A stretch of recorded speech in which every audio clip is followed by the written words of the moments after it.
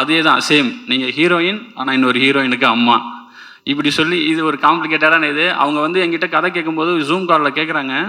நான் ஃபஸ்ட்டு கதை சொல்கிறேன்.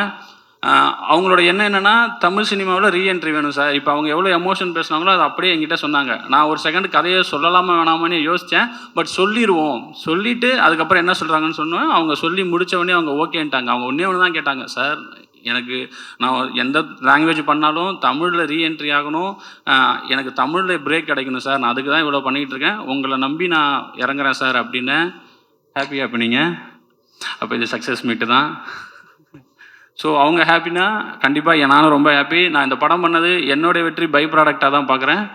அசோதைக்கும் தினேஷ் அண்ணா அவங்களுக்குமே சரி, 2 பேருமே கிட்டத்தட்ட ஒரே காலகட்டத்தில் தான் இருக்காங்க, ஒரே இதில் தான் இருந்தாங்க. அவங்களுக்கு ஏதோ ஒன்று தேவை, அது கிடைக்காம சுற்றிக்கிட்டே இருந்தாங்க.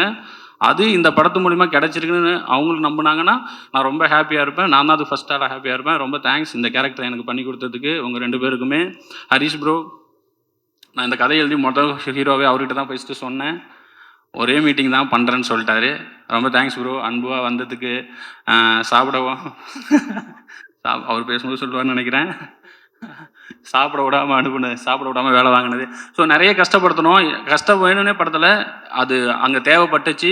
அது எல்லாம் பொறுத்துக்கிட்டு அவர் நினச்சிருந்தாருன்னா ப்ரொடியூசர்கிட்ட பேசியோ இல்லை வந்து யாதோ சொல்லி, இல்லை நான் வந்து எனக்கு சில இதுக்கெல்லாம் வேணும் அப்படின்னு கேட்டிருந்தாங்கன்னா ஆப்வியஸாக ப்ரொடக்ஷன்லேயும் சரிப்பா அதை என்னன்னு பார்த்துடலாம்ப்பா அப்படின்னு சொல்லியிருப்பாங்க. ஆனால் அவர் ஒரு நாள் கூட முகத்தை சுழிச்சதோ இல்லை வந்து பிரேக் விடாமல் நாங்கள் அவ்வளோ நேரம் அடின்னு அடித்த எதுவுமே இது வரைக்கும் இந்த நாள் வரைக்கும் என்கிட்ட லைட்டாக முகத்தை கூட காமிச்சதில்லை. ஆனால் நான் நிறைய பண்ணியிருக்கேன், நிறைய டார்ச்சர் பண்ணியிருக்கேன்.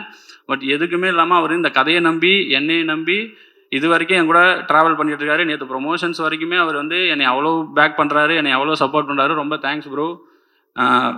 இதே மாதிரியே இருங்க, நிறைய பேர் சப்போர்ட் பண்ணுங்கள். சஞ்சனா அவங்களால வர முடியல, அவங்களும் அந்த கேரக்டருக்கு ரொம்ப நல்லபடியாக பண்ணி கொடுத்தாங்க. அந்த கேரக்டரை எழுதும்போது நான் கொஞ்சம் இந்த ஸ்கிரிப்டில் எனக்கு ஒரு டவுட்டுனா, எனக்கு அவங்க கொஞ்சம் கம்மியாக எழுதிட்டோமோ இல்லை அது சரியாகுமோன்னு தெரியலங்கிற ஒரு டவுட்டில் இருந்தப்போ அந்த கேரக்டரையும் இந்த படத்தில் இந்த உமன்ஸ் கேரக்டர் எல்லாம் ஸ்ட்ராங்குன்னு சொல்லும் போது விட எனக்கு அசோதை எழுதும்போதே தெரியும் இந்த கேரக்டர் கண்டிப்பாக அதுக்கான வேலையை பார்த்துருன்னு. ஆனால் சஞ்சனா கேரக்டர் மேலே எனக்கு ஒரு டவுட் இருந்துக்கிட்டே இருந்துச்சு. பட் அவங்க அதை புல் ஆஃப் பண்ணி அதையுமே என் ரைட்டிங் கொஞ்சம் எலிவேட் பண்ணி கொடுத்தாங்க. ஸோ அவங்களுக்கு ரொம்ப நன்றி.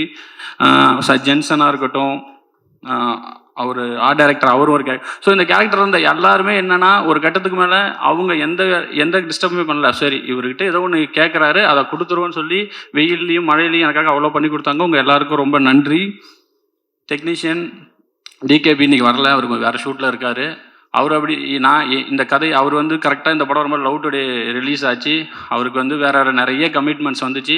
அவர் நினச்சிருந்தா போயிருந்துருக்கலாம். ஆனால் இந்த கதையை படிச்சுட்டு அவருக்கு ஜென்யூனாக இல்லை, இந்த கதையில் ஒரு ஜென்யூனிட்டி இருக்கிறதால நான் போக மாட்டேன், நீங்கள் என்றைக்கு ஷூட் பண்ணாலும் சொல்லுங்கள் நான் வந்துடுறேன் அப்படின்னு சொல்லிட்டு இதுக்கு ஒரு பக்கம் மகாராஜா ஷூட் போய்கிட்டு இருக்கு. நைட்டு வரைக்கும் அங்கே போயிட்டு காலைல ஆனால் என் ஷூட்டுக்கு வருவார். கிட்டத்தட்ட ஒரு 30 நாள் தூங்காமல் கொள்ளாமல் வேலை செஞ்சுருக்காங்க. ஸோ டிகேபி ரொம்ப நன்றி. தினேஷ் மனோகரன், காஸ்டியூம் டிசைனர் தினேஷ் மனோகரன், ஊரில் இப்படி தான் சட்டை போடுவாங்க, போய் ஷோரூம்லாம் ட்ரெஸ் எடுக்காதீங்கன்னு மட்டும்தான் சொன்னேன். அவர் எங்கே போய் எடுத்தாருன்னு தெரில. ஆனால் அந்த படத்தில் வர காஸ்டியூம்ஸாக இருக்கட்டும், அந்த வேர்ல்டை பில்ட் பண்ணுறதுக்கு எனக்கு ரொம்ப ஹெல்ப்ஃபுல்லாக இருந்துச்சு. தினேஷ் மனோகரனுக்கு நன்றி. ஆர்ட் டைரக்டர் வீரமணி சார், நீங்கள் தான் என்ன தான் நம்ம லைஃப் நான் எழுதியிருந்தாலும் அதை கொடுக்குறது ஆர்ட்